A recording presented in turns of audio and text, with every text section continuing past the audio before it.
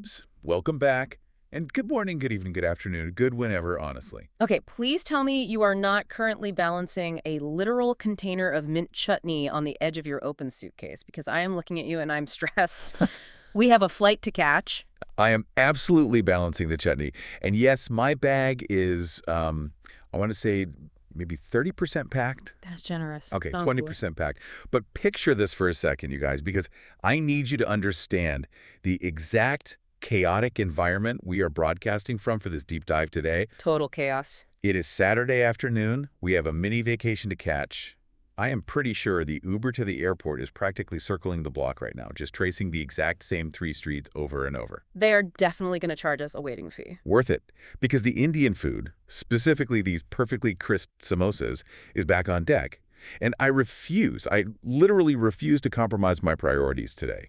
You are operating on a frequency of chaos that I just cannot even begin to comprehend. Like, I am sitting here systematically double-checking my carry-on for the 5th time. So type A. I have to be. I have mentally cataloged my passport, my phone chargers, my boarding pass, and honestly, my dignity. Meanwhile, you are over there treating takeout like it is a red carpet premiere event while the clock is literally ticking down. Look, you cannot rush a good potato and pea filling. The spices require respect. You know this. So I am raising this samosa to you, to this immaculate food, to our incoming mini vacation, and most importantly to our Snark squad, who trusts us to break down the madness of human behavior every single week. Cheers. Cheers. Let's just hope our deep dive doesn't literally cause us to miss the final boarding call. We will make it. Oh. We always do. But before we even think about, TSA checkpoints and luggage weight limits, we have to address the Snark squad directly. We really do. The inbox this week was a completely lawless wasteland. You guys, the submissions this week, honestly, thank you. Thank you for trusting us with the messiest, shadiest, and most utterly unhinged listener confessions I have ever read in the history of our show. I spent hours reading through them, and it genuinely feels like the drama in your real-world friend groups is escalating to match the strategic manipulation we see on television. People are treating their own friends like reality TV alliances. They really are. It is wild. So, since we are pressed for time, but we refuse to skip our favorite part of the process, let's look at 3 juicy listener confessions. Yes, we need to debate the core motivation behind each one. Is the behavior shady, snarky, or just plain stupid? Exactly. I have them queued up right here on my phone. Are you ready? Hit me with the first one. Let's establish the baseline. Okay. Confession number 1. The listener writes, quote, "Babes, my best friend is exactly like Akansha. She keeps crying about her ex who publicly chose another girl, but then she hangs out with his best friends to stay relevant. I want to drop her. Am I the villain?" Unquote. Oh, wow. The classic post-breakup proxy war. Fascinating. Right. Okay, I am going to jump in first here because I have very, very strong feelings about the psychology of heartbreak. I know you do. No, listener, you are not the villain for feeling exhausted by her, but you have to have some grace here. Heartbreak completely rewires your brain chemistry. It just does. I mean, sure, chemically speaking. It creates this profound cognitive dissonance. When you lose a relationship, especially one that ends publicly or messily where someone else is chosen over you, you desperately cling to whatever fragments of that world are left. You're romanticizing it. I'm not. Hanging out with the ex's friends isn't always this, Machiavellian plot to stay relevant. Sometimes it's just about needing a support system that actually understands the context of the breakup. Are you finished? No. I just think you can't just drop a friend because they are grieving in a messy, contradictory way. Okay, I am going to have to respectfully but completely dismantle that emotional defense. Bring it on. Let's look at the actual mechanics of what this friend is doing, stripped of the whole romanticized grief narrative you just painted. Hanging out with the ex's best friends after a highly public dumping is a calculated tactical maneuver. Oh, come on. It is. It is fundamentally about narrative control. Think about it. If she stays intimately connected to his inner circle, she controls the flow of information. I guess that's true. She gets to play the victim directly to the people he trusts most, effectively infiltrating his camp to ensure he looks like the antagonist in his own life. It has nothing to do with seeking comfort. You are so cynical. I'm observant. It is about marking territory and enforcing a social penalty on him. This is peak narrative manipulation. Verdict, incredibly shady.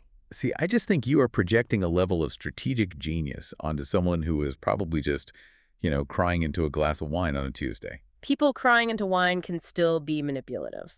What if she just genuinely bonded with his friends over the last 2 years? Like, what if they are actually her friends too? Oh, please. When has maintaining platonic purity ever been the primary motivation in the immediate aftermath of a public rejection? Never. She is running a PR campaign through his social network. Listener, you need to establish some heavy boundaries with this friend, or you will find yourself drafted into her army. Fine, fine. I see the logic, even if it hurts my heart. Let's move to confession number 2. This one shifts gears entirely. Let's hear it. The listener writes, quote, "If I have to hear one more reality TV contestant talk about Pierya Paisa while acting like they wouldn't literally sell their own grandmother for a blue check mark, I am going to scream."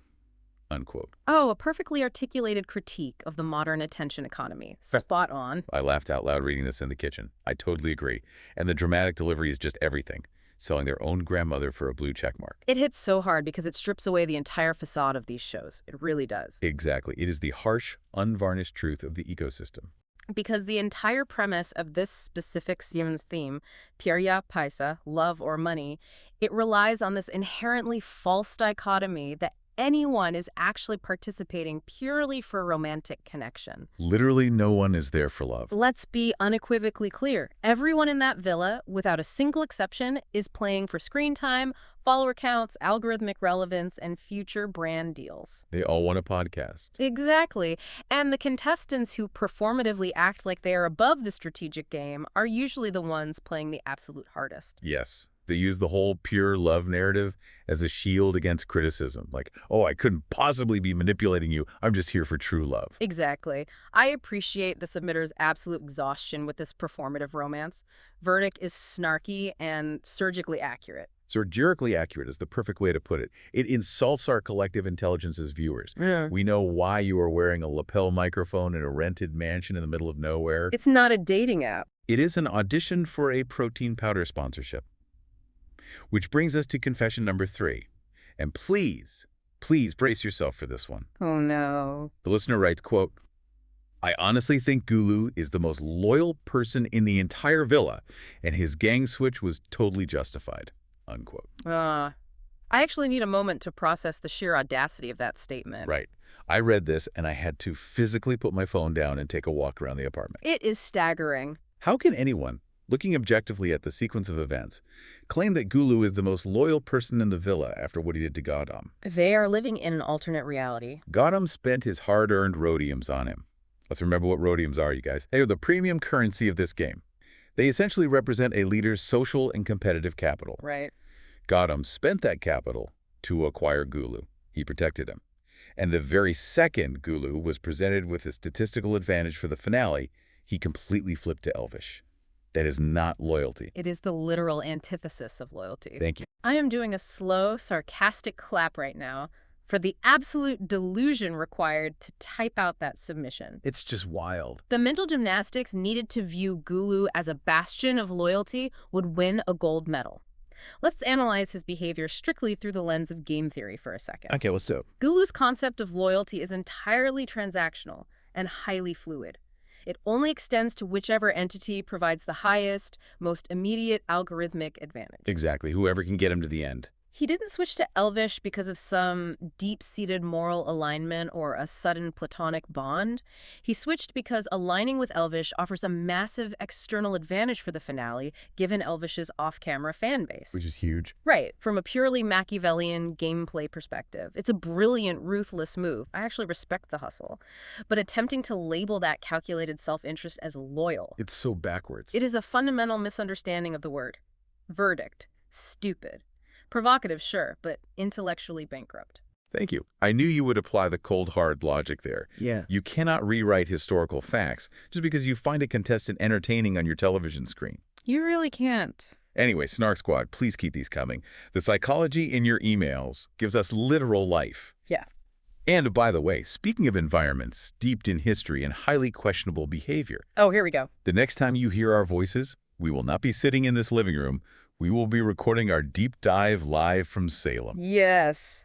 We are fully leaning into the historical, witchy aesthetics. I am so excited. I am expecting an influx of chaotic energy, slightly unhinged behavior, and a lot of highly dramatized ghost tours. You're doing all the ghost tours. It feels remarkably fitting given how often we analyze modern-day reality TV witch hunts and dog piles. Basically the same energy. It really is. It is Yeah. going to be iconic. And listen, you guys, we will be wearing our official merch while we are wandering the cobblestone streets looking for iced lattes and ghosts. So if you are in Salem and you spot us, please say hello, babes. We want to meet you in the real world. Just please afford us a little grace if we look intensely sleep-deprived from analyzing the psychological warfare of television contestants until 3 in the morning. Exactly. My under-eye bags might be real, but my excitement is also very real. All right, the samosa has been consumed. The napkin has been utilized. Let's take a deep breath. Because we need to get into this source material. We really do. Episode 50, appropriately titled The Most Unpredictable Dome Ever, was an absolute masterclass in strategic collapse. It was exhausting in the best way possible. We are looking at over 35 minutes of pure, concentrated, high-stakes decision-making. Let's start with the environmental disruption that occurred. The literal second Urfior walked into the room. Oh, her entrance. Let's talk about it. We have to. Yeah. She walks in looking incredible as always, obviously, and just completely shatters the equilibrium. The tension on the unsafe side of the room was already palpable, and she casually drops the bomb that everyone over there has lost their power cards. Just poof, gone. It was beautiful. For anyone who needs a quick refresher, these power cards aren't just symbolic pieces of paper. They are literal safety nets. They represent guaranteed survival mechanisms that players have been hoarding for weeks. Right. It is a textbook example of late-stage game entropy initiated by the producers. Game entropy, I love that phrase. In game design, if you allow players to hoard defensive items like power cards, the endgame becomes incredibly stagnant and predictable. The players feel way too safe. They get too comfortable. Exactly. By stripping those safety nets away right before the finale, the producers force raw, unfiltered decisions. They strip away the insulation and force the contestants to rely entirely on the social capital they have, or haven't, built. And that forced stripping of insulation leads us directly into the Kyra and Zalak dilemma, which I have to say genuinely broke my heart to watch. I figured it would. Urfi doesn't just take the cards.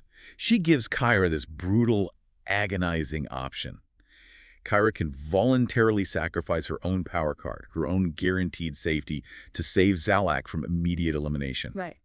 And Zalak, oh my God, the camera just lingered on her. Yeah. She has been loyal from day one. She was always the dutiful soldier in their alliance. She rode so hard for them, and she just stood there looking incredibly vulnerable, waiting for her alliance to save her. See, this is where we analyze the situation through two entirely different frameworks. Oh, so? You are looking at it through the lens of emotional reciprocity. I'm looking at it through the lens of rational choice theory. Of course you are. I was actually highly impressed by Kyra in that moment. That was an ice-cold, mathematically sound, game-winning mentality. So gold is the operative word there. Kyra didn't even hesitate. She didn't feign a struggle for the cameras. She flat out said, "No, I am not taking it." And Gulu, acting as the strategic anchor of their duo, immediately backed her up. He didn't even flinch. Why should he? Sacrificing your own guaranteed survival for a secondary alliance member when you are inches away from the finale stage is rookie behavior. Kyra is playing for the ultimate prize, not to be remembered as a good friend in the postseason interviews. But wait, let me challenge that strategic logic for a second. Is it truly a winning mentality? Yes. By showing the entire villa and the audience that you will not extend a lifeline to your closest, most loyal ally, Kyra just destroyed her own trust equity. Trust equity doesn't matter right now. In a game where numbers and jury votes often dictate the final outcome, wasn't letting Zalak go a massive miscalculation. She saved herself today, but she signaled to everyone else that her alliances are completely disposable. No one will deal with her moving forward.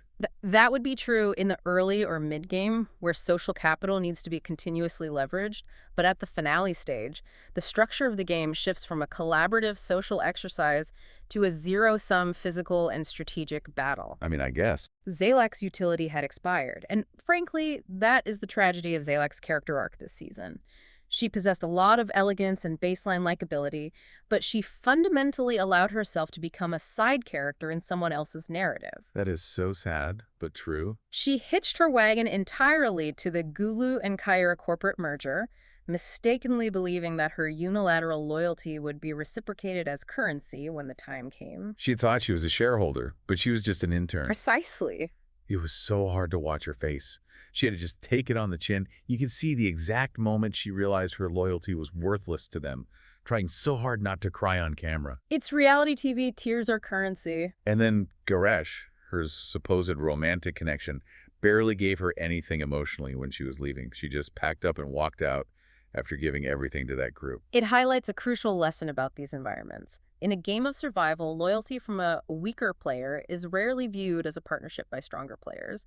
It is viewed as a tool. A tool. God, that's brutal. The harsh reality is that Zolek didn't build a strong enough individual resume, competitively or strategically, to warrant Kyra taking a statistical risk on her behalf. It felt so incredibly cold. But I understand the brutal math of it. I don't like it, but I understand it. Yeah. But fine, let's transition into the actual dome voting, because that was its own specific brand of chaos. Oh, absolutely. We have the ideal matches sitting on the safe side, wielding all the institutional power. Let's track the mechanics of the votes because it reveals exactly where everyone's head is at. Right. Niharika and Sourav, operating with total predictability, vote for Garesh and Akansha. Sadaf throws a relatively safe, inconsequential vote at Ron. Classic safe vote. And then Gulu and Kyra also vote for Akansha and Ron. Which means the math rhymes and Ron gets dumped from the villa. And honestly, looking at the grand scope of the season, it was time. It was beyond time. It was so far past time. Ron was the embodiment of the free rider problem in group dynamics. He essentially functioned as high-end decorative furniture in that villa. High-end decorative furniture. I'm crying. I am struggling to comb through my notes and find a single defining contribution he made to the broader narrative of the season. There isn't one. He didn't win a critical task. He never took a definitive stand during a major ideological split in the house. He just permanently resided on the unsafe side, taking up physical space and surviving purely because there was always someone slightly more threatening to eliminate. He was basically the villa's anchor, just weighing down the unsafe side week after week. And his exit interview. Oh my God, did you catch what he said? I almost missed it. He said he, quote, had a glimmer of hope, unquote, going into the dome today. A glimmer of hope based on what metric exactly? Absolutely nothing. You have no alliances, no power cards, and you haven't won a single task. Where is the hope coming from? It illustrates the profound delusion that passive players develop. When you survive for weeks by doing absolutely nothing, you begin to mistake luck for strategy. You think your invisibility is a skill. His elimination wasn't a tragic downfall. It was just necessary administrative house cleaning before the high-stakes finale. Administrative house cleaning. You are so mean today. Just factual. But, as we know, Ron's exit was merely the appetizer. The real architectural shift in the dome revolved around Akansha. Because of course it did. The twist. Huh. Because Akansha gets dumped based on the majority votes, but the producers pull another lever, she is technically still holding a residual power card because of her recent ideal match status. It is a completely overpowered, unbalanced mechanic to reward past status in a current elimination, but yes, it allows her to spin the power wheel for a lifeline. And what a spin. She spins this massive wheel, and the needle lands on a truly ridiculous number. She needs 33,000 Splitcoins to save herself from immediate elimination. Which is insane. Now, we need to contextualize this for the listener. 33,000 Splitcoins isn't just a high number. It is an astronomical figure in the macroeconomics of this villa. It really is. This is a game economy where currency is directly tied to survival, leverage, and the ability to buy advantages. Precisely. To put that in perspective, accumulating 33,000 coins requires weeks of winning tasks, surviving votes, and hoarding resources. It represents massive social and competitive capital. And this is the exact moment I was practically yelling at my screen, pacing around the coffee table. Suzanne, steps up. I knew you were going to freak out over this. She steps up in a way we so rarely witness on television anymore. She looks at her own bank account, which holds 53,000 Splitcoins. She is arguably the wealthiest, most secure player in the game at this moment. Statistically, yes. And without flinching, without demanding a blood oath in return, she hands over 33,000 to save Akansha. Do the math. She leaves herself with just 20,000. A terrible financial decision. She bankrupts her own dominant financial position. What fascinates me about Susie's choice isn't just the money, it's the absolute unwavering display of sisterhood. Oh, please. I was genuinely tearing up. Susie valued the human being standing next to her more than she valued holding on to the power of the ideal match throne. It was absolute royalty behavior. I am deeply, profoundly skeptical of the underlying mechanics of this entire exchange. How? How can you look at someone voluntarily giving away over 60% of their net worth to save a friend and feel skepticism? Because I am analyzing the psychological dynamics at play, and the equation is completely lopsided. Yes, Susie made a monumental sacrifice, but look closely at Akansha's reaction when the coins are transferred. What at it? It did not read as profound, overwhelming, humbling gratitude. It read as entitlement. I didn't see that at all. It felt as though Akansha fully expected the geopolitical axis of the villa to stop spinning simply to accommodate her continued presence. And we have to bring in the broader audience reaction here. Because the Reddit threads were going crazy. They were dissecting this with surgical precision. The fans correctly pointed out a glaring hypocrisy. Akansha has spent a significant portion of this season actively disparaging the other women in the house. Okay, that is true. She has targeted Ruru, Sandy, Sadaf, and Zalak. She consistently aligns herself with the men, seeking male validation as her primary strategy. Yeah, she is definitely a guy's girl in that sense. But the very second she is placed on the chopping block, she suddenly pivots and becomes the beneficiary of the ultimate girl's girl sacrifice. The cognitive dissonance is staggering. But Susie offered it willingly. Akansha didn't manipulate her into doing it. She didn't hold her hostage. She didn't have to use overt manipulation because she has perfected the art of weaponized fragility. Weaponized fragility, wow. Akansha plays the Bachari, the helpless, misunderstood victim, with such mastery that empathic people like Susie feel an overwhelming psychological compulsion to rescue her. It's a trap for empaths. It is a classic savior complex dynamic. Susie fell for the performance. She essentially liquidated her own leverage in the game for someone who, as we are about to discuss, operates with zero reciprocal loyalty. That transition physically hurts me, but we have to unpack it. Because what happens next is the ultimate betrayal. The absolute ultimate. Akansha is saved. The 33,000 coins are paid. She is safe from elimination. And as a secondary reward for surviving, Urfi tells Akansha she gets the unilateral power to choose who sits on the newly vacated ideal match throne. And this is the precise moment where your romanticized sisterhood narrative completely collapses under the weight of empirical evidence. I was screaming. I could not process the visual information on my television. Akansha looks at the group. She looks at Susie, the woman who literally just bled her own account dry to keep Akansha in the game. Yep. And who does she choose to elevate to the most powerful position in the house? She chooses Niharika and Sourav. Sourav. The irony is delicious. The man who, literally 5 minutes prior, actively wrote Akansha's name down on a card to eliminate her. It is the systematic, televised destruction of her own victim narrative. This validates exactly what I was just arguing. You were right. How do you spend an entire episode, and arguably an entire season, weeping about how you are constantly betrayed, lamenting that no one ever stands up for you, and then the singular moment you are granted institutional power, you reward the exact individuals who tried to execute you? It makes no sense. I saw a comment on the subreddit that perfectly encapsulated the audience's frustration. Quote, "Where is your self-respect, girl?" Unquote. I was trying so hard to find the strategic logic behind it. Like, I was pacing, playing devil's advocate with myself. I thought, okay, maybe she is engaging in some high-level diplomacy. Yeah, maybe she is trying to secure a future alliance by appeasing her enemies. Like, if I put Sourav on the throne, he owes me a massive debt, and he won't vote me out during the next cycle. You are projecting a level of 4D chess onto a player who is currently struggling to play checkers. Okay. Rude, but probably accurate. That is giving her strategic credit she has empirically not earned. It wasn't a calculated move to build social collateral. It was driven by spite and sheer emotional reactivity. You think it was just spite? Absolutely. She wanted to spite Susie and Vishu.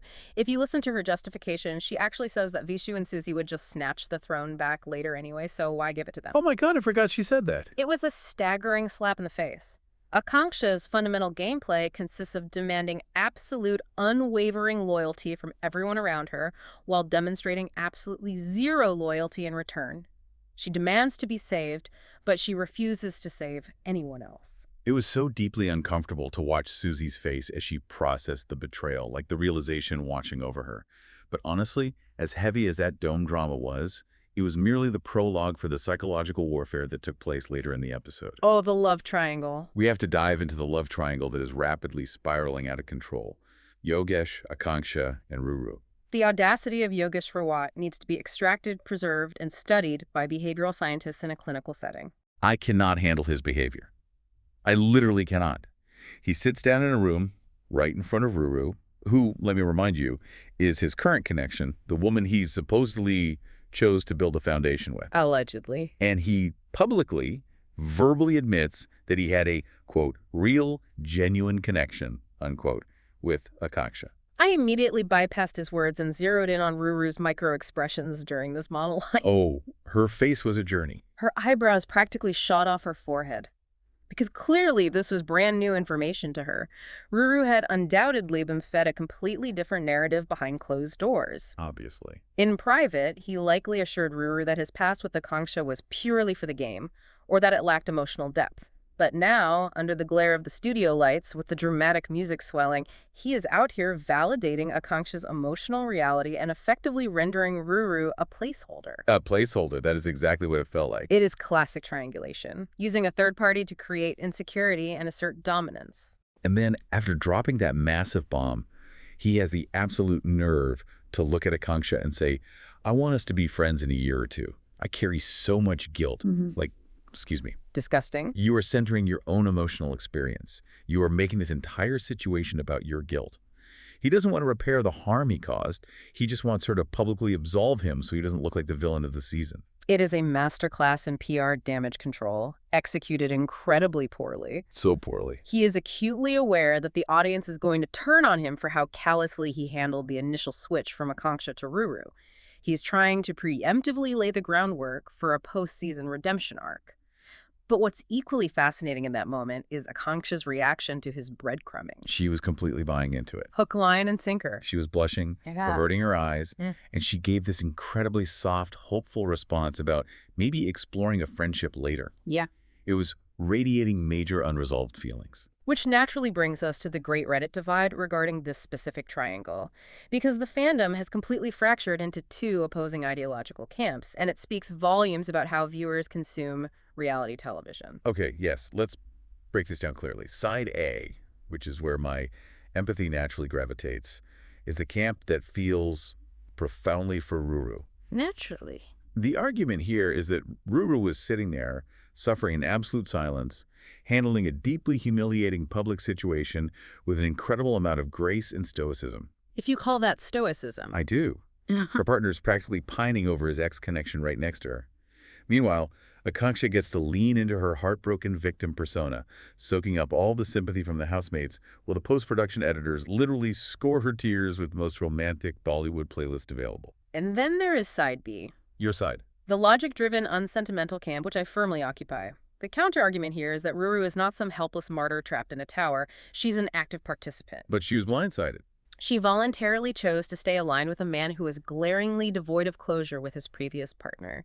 She saw the red flags. They were practically neon signs hitting her in the face, and she willfully ignored them. Maybe she hoped he would change. Why did she ignore them? Because Ruru understands the mechanics of reality television. She knows that placing herself in the epicenter of a messy, unresolved love triangle guarantees maximum camera time. Oh, you think she's playing the game that hard? Absolutely. She didn't stay silent because she possesses an abundance of grace. She stayed silent because blowing up the relationship ruins her alliance and jeopardizes her safety. It is complicity masquerading as maturity. Wow. And frankly, the editors are feeding us this epic, tragic romance narrative between Yogesh and Akansha because that is where the actual, palpable, unresolved chemistry exists. They utilize an uninterrupted 10-minute sad music montage for them because Ruru and Yogesh, by comparison, possess the romantic chemistry of two damp sponges. Damp sponges. That is so brutal. But when you strip away the emotion, I can see your structural point. Ruru did make an active choice to tolerate the disrespect in exchange for stability. But still, the sheer brazenness of Yogesh doing it to her face. Unbelievable. But speaking of brazen disrespect, we really need to shift our focus to the ticket to finale task. Because if we are analyzing cutthroat, Machiavellian reality TV maneuvers, Gulu just delivered the defining moment of the season. The ticket to finale. Let's set the stage for this. Gulu and Kyra win the task, which, objectively speaking, they entirely deserve based on physical merit alone. She dominated. The coordination required, the sheer upper body strength for the rope climbing. Gulu was an absolute physical anomaly in that arena. He carried the performance. He is undeniably a phenomenal physical competitor. He understands the mechanics of the challenges perfectly, but as we know, the physical challenge is just a prerequisite. The real high-stakes game started after the whistle blew and the sweat dried. The double-cross tent. I felt physically ill watching the producers set this up. It was brilliant producing. They isolate Gulu in this tent and offer him the ultimate devil's bargain. They present him with a clear choice. He can maintain his loyalty and stick with his original gang leader, Gautam Gulati. The man who saved him. Let's remember the history here. Gautam spent his own premium rhodiums to buy Gulu into the game. He protected him from elimination. He championed his physical abilities. Or Gulu can execute a blindside and switch his allegiance to Elvish Yadav's gang in exchange for a massive game-changing algorithmic and numerical advantage in the grand finale. And Gulu analyzed the variables, calculated the payout, and didn't even blink. He defected to Elvish. I was utterly devastated for Gautam. When Gautam realized what happened, he didn't look angry. He looked genuinely deeply hurt. He was crushed. He wasn't playing up a reaction for the cameras. You could see the profound disappointment in his eyes. He muttered that heartbreaking line, "It's going to look bad on TV." And he was entirely correct. It looked like a catastrophic moral failure on Gulu's part. See, I completely unequivocally side with Gulu's strategic gameplay here. I really do. I knew you would. Let's re-examine the core premise of why they are there. The season is literally titled Pyar Ya Paisa, Love or Money. It is not titled Cultivate Lifelong Friendships with the Host. Fair point. Gulu is operating as a rational actor within an artificial economy designed to test morality against greed. He is there to secure financial compensation and win a title. The producers offered him a clear, statistically undeniable advantage to reach the end game. But the loyalty. In game theory, when presented with a choice between a known disadvantage fueled by sentimentality and a known advantage fueled by defection, you take the defection. You take that deal 100 times out of 100. Gautam is a veteran of the industry. He understands how the mechanics of television betrayal work better than anyone. But what about the principle of social collateral? It wasn't just Gautam. All of Gulu's friends in the villa, like Rohit, Yogesh, Jimmy, they all felt the shockwave of that betrayal. They provided the social infrastructure that kept him safe all season. And the second the solo advantage was dangled, he burned the infrastructure down and left them in the dust. Yes, and let me ask you a very practical question. Where are Rohit, Yogesh, and Jimmy right now? On the unsafe side. Exactly. They are sitting on the unsafe side, scrambling for votes and praying for producer intervention. And where is Gulu? He is walking into the finale. Ugh, I hate that you're right. The empirical results validate his methodology. You can be the most popular, beloved player in the villa, but if you refuse to make the cutthroat move to secure your spot, you are just a highly popular loser. Gulu identified the path of least resistance to the finale and took it. It was ruthless, it was devoid of sentiment, but it was flawlessly effective. It was so dirty. I am still processing my anger over it, but I suppose that friction is exactly why we tune in every week, which actually provides a seamless transition into the deeper questions we need to ask about these relationships. When the pressure is this high, how do we distinguish reality from production? Time for the segments. Let's analyze this in our first thematic breakdown. Chemistry or just camera angles? My absolute favorite analytical exercise. We isolate the couples from the episode, strip away the background music, and brutally determine if what we are witnessing is a genuine neurological connection or simply the byproduct of a very talented post-production editing team working overtime. Exactly. Let's start with couple number one. Yogesh and Ruru. I will take the lead on this. Have at it. Despite everything we just discussed regarding the love triangle, and despite her complicity in staying, I will argue that there was genuine foundational hurt on Ruru's end. You're reaching. I'm not. I think she really truly cared about him, and that emotional investment is exactly why she sat there and absorbed his disrespect. You do not endure that level of public humiliation on national television unless there is a real beating heart involved in the connection. I must completely unequivocally reject that premise. Why? What we are witnessing is not romantic chemistry. It is a cocktail of trauma bonding, situational dependency, and a mutual desire for screen time. Yeah. There is no foundational, sustainable chemistry there. I disagree. If you watch the raw footage, observe their body language when they aren't actively participating in a manufactured conflict. They sit 2 feet apart, their shoulders are angled away from each other, they interact like coworkers on a mandatory corporate retreat. Okay, the body language is a little stiff, I'll admit. And let's bring in the real-world off-camera context, because the source material outside the show is incredibly loud right now. The postseason spoilers are actively circulating. They are not together outside the villa. The Jaipur rumors. Yes. The rumors regarding their supposed meetup in Jaipur post-filming are a convoluted mess of conflicting PR statements and public denials. If the connection was rooted in genuine emotion, it would have survived the flight back to reality. It was a showman's, constructed entirely out of survival currency. The Jaipur rumors are incredibly messy. That much is true. Okay, fine. You win that one. Let's look at couple number 2. Gulu and Kyra. This should be good. I am gonna surprise you here. I actually think they possess a remarkably solid, genuine connection. Oh, really? Yes. Look at how they operate. They communicate seamlessly during physical challenges. They won the ticket to finale as a synchronized unit. They implicitly trust each other's ruthless strategic decisions. There is an undeniable, palpable vibe there. It is undeniably a vibe, but I challenge the assertion that it is a romantic one. What else would it be? What you are observing is 100% instrumental gameplay. They are not functioning as a romantic couple. They are operating as a corporate merger. A corporate merger. Exactly. They are the CEO and CFO sitting in a boardroom dispassionately deciding how to liquidate the assets of the rest of the cast. Notice the sheer lack of emotional friction when they make decisions. Neither of them hesitated for a microsecond to throw Zalak under the bus. They really didn't. They don't operate on an emotional frequency. They operate on a strategic ledger. They are singularly focused on the prize money and the title. The chemistry you are perceiving is merely the mutual intoxicating thrill of outsmarting the people around them. A corporate merger. That is the most accurate description I have ever heard. They are executing a hostile takeover of the villa, and they are basically just enjoying the shared sociopathy of it. Precisely. All right, let's pivot to decoding the specific language these players use. We need to run these statements through the Villa red flag translator. This is crucial. This is where we take the carefully curated, PR-friendly statements these contestants deliver in their confessionals and translate them into their actual Machiavellian meanings. Let's start with Gulu, sitting in the double-cross tent, attempting to justify his betrayal of Gautam to the audience. He looks into the camera and says with a straight face, quote, "Elvish was the first person to prioritize me during the journey," unquote. Please run that through the translator. Loading translation. Beep boop. Translation. Elvish possesses a massive, rabid, highly mobilized fan base in the outside world. Aligning myself with his gang provides me with an unfair, statistically insurmountable advantage when it comes to the final audience voting algorithms. I am deeply sorry, Gautam, but your Instagram engagement metrics simply aren't high enough to justify my continued loyalty. Flawless. Yeah. You stripped right down to the algorithm truth of it.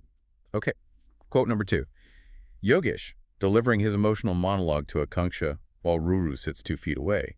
He says, quote, "I want us to be friends in a year or two. I carry so much guilt." Unquote. Translation.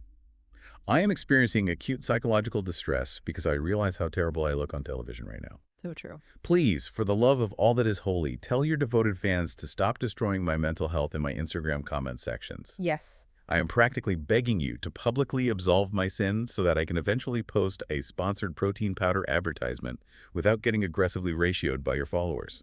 Yes. He is completely terrified of her parasocial army. He is managing his brand, not his heart. Okay, final quote for the translator. Akansha, earlier in the episode, proudly declaring to the house, quote, "I don't need a man to survive," unquote. Translation. I absolutely do not need a man to survive. Instead, I simply require my highly impressionable, empathetic female friend to completely bankrupt herself by dropping 33,000 of her hard-earned coins to save me. Keep going. So that I can immediately pivot, ignore her sacrifice, and hand institutional power back to the very men who tried to systematically eliminate me from this game 10 minutes ago. You are dismantling her entirely today, but the translation is painfully accurate, which naturally forces us to examine these behaviors outside the vacuum of the show. We have to. We accept this level of absurdity because it is packaged as entertainment, but we need to break the reality TV fantasy for a second. Let's play. If this was real life, be honest. Exactly. Artificial scarcity and producer manipulation alter acceptable social boundaries within the villa. But how would these exact scenarios play out if they occurred at a local Chili's on a random Tuesday evening? Scenario 1. The yogish situation. Imagine you are at dinner. Your partner sits across from you, and his ex is at the table. He looks his ex directly in the eyes, tells her that their past emotional connection was deeply real, and begs to remain a fixture in her life moving forward. What is your immediate reaction? I already know your reaction. I'm spiraling just conceptualizing it. I would be packing his metaphorical bags mid-sentence. I wouldn't even extend the courtesy of letting him finish his thought. And rightfully so. The sheer, unadulterated disrespect of executing that conversation in front of my face. I would initiate a scene so spectacular it would require local law enforcement intervention to de-escalate. And that reaction is precisely why the prevailing narrative that Ruru is so graceful deeply bothers me from a sociological standpoint. Oh, here we go. In the real world, outside the confines of a television set, you do not sit silently and swallow that magnitude of disrespect under the guise of grace. You stand up, you physically remove yourself from the environment, and you terminate the relationship. You just leave. Enduring public humiliation silently isn't a sign of emotional maturity. It signifies a catastrophic lack of personal boundaries. If an individual displayed that level of disregard for me, they would cease to exist in my reality. Damn. The fact that she remained seated, observing the interaction, it proves that this behavior is only tolerated in an ecosystem where leaving the room means unclipping your microphone and forfeiting your screen time. It is the ultimate truth. You only swallow that level of toxicity if there is a cash prize and a brand deal waiting at the end of the endurance test. Okay, scenario 2.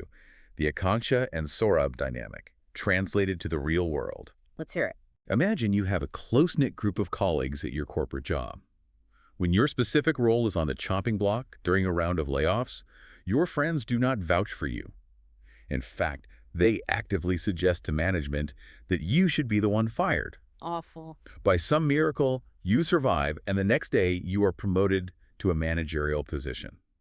Do you immediately authorize massive bonuses for the colleagues who tried to ruin you? Absolutely not. The premise is absurd.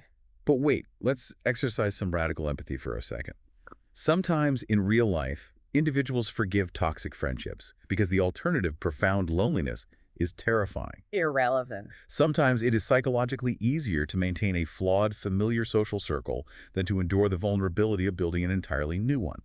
Perhaps Akansha was simply seeking the comfort of familiarity, even if it was flawed. I am shutting down that defense mechanism immediately. Let me have my empathy. In the real world, if an individual actively throws you under the proverbial bus when your livelihood or your status is on the line, the social contract is permanently severed. You cut them off. You're ruthless. You absolutely do not reward active betrayal with institutional power. Akansha's lack of real-world boundaries is not a symptom of a forgiving nature. It is indicative of a staggering, deep-seated insecurity. Yeah. She is demonstrating that she would rather be surrounded by individuals who actively plot her demise than stand alone in her truth. It is disastrous life advice, and it is equally disastrous strategic gameplay. Okay, you have convinced me. I was desperately searching for a silver lining or a psychological justification, but there isn't one. It's just a cycle of toxicity. Complete toxicity. Let's wrap up our analysis with our final cinematic breakdown before we literally have to sprint to our gate. Fast forward or replay. This is where we dissect the editorial choices. Which manufactured moments made us reach for the remote to skip, and which moments were so compelling we had to rewind the footage? Let's begin with fast forward. What scene did you actively want to scrub past? Honestly. Any instance where Himanshu opens his mouth to speak. Oh my God, yes. I have reached my absolute threshold. I cannot endure it for another second. It is a constant, unrelenting stream of auditory noise that adds zero strategic or emotional value to the overarching narrative. He just talks to talk. The moment I see him inhale on screen, my thumb instinctively hovers over the 15-second skip button. He is taking up valuable real estate that could be used for actual gameplay. A completely valid critique of cast bloat. For my fast forward, I have to point to the post-production editing team. Oh, I know what you're going to say. The 10-minute, entirely uninterrupted, sad music montage of Akansha weeping over Yogesh was egregious. It was so long. It was heavily derivative of 2004-era Bollywood melodrama, complete with the slow-motion teardrops, the artificially darkened lighting, the swelling strings. We intellectually grasp that she is sad. We do not need a 10-minute thesis on her sorrow. The audience is fatigued. The editors need to be reined in. The Bollywood scoring was heavy-handed, to put it mildly. Yeah. But let's shift to the positive. What was your replay moment? What scene had you rewinding to catch every detail? You go first. I will go first. Susie, dropping those 3,000 coins. Of course. I don't care if your rational choice theory deems it a catastrophic gain move. Visually and emotionally, watching a woman casually, unflinchingly bankroll her friend's survival like a mafia boss was incredibly cinematic. It was dramatic, I'll give you that. I rewound the footage 3 times just to study the genuine shock registering on Urfi's face. Yeah. It was absolute royalty behavior, regardless of the strategic fallout. For me, the definitive replay moment was the double-cross tent. Watching Gautam Gulati process his heartbreak in high definition was a masterclass in raw human emotion intersecting with game mechanics. It was so sad. The sheer, unadulterated cinematic tragedy of Gautam slowly realizing that he paid premium currency for a player who instantly, reflexively backstabbed him. You could pinpoint the exact microsecond where his remaining faith in the integrity of reality television contestants permanently left his body. You were so dark. It was reality TV perfection. It was a Shakespearean betrayal executed in a neon tent. You analyze human suffering with such clinical detachment. But you are entirely correct. It was compelling television. Ooh. Oh my God, speaking of time and tension, I literally need to grab my bags right now. The Uber app is flashing red. I am experiencing a mild spike in cortisol. I am zipping the final compartment of my bag. Did we properly secure the takeout containers? Yes. Please verify that you did not leave an open container of chutney on the kitchen counter to ferment while we are gone. I put it in the fridge. Did I pack my universal phone charger? I secured the chutney. You have your charger in the front pocket. Everything is fine. Deep, stabilizing breaths. Before we run out this door and surrender ourselves to airport security, we have to give a massive, heartfelt shout-out to the Snark squad. We really do. You guys make this intense level of analysis so incredibly rewarding. Thank you for all the love, the deep dive submissions, the psychological theories, and the constant support.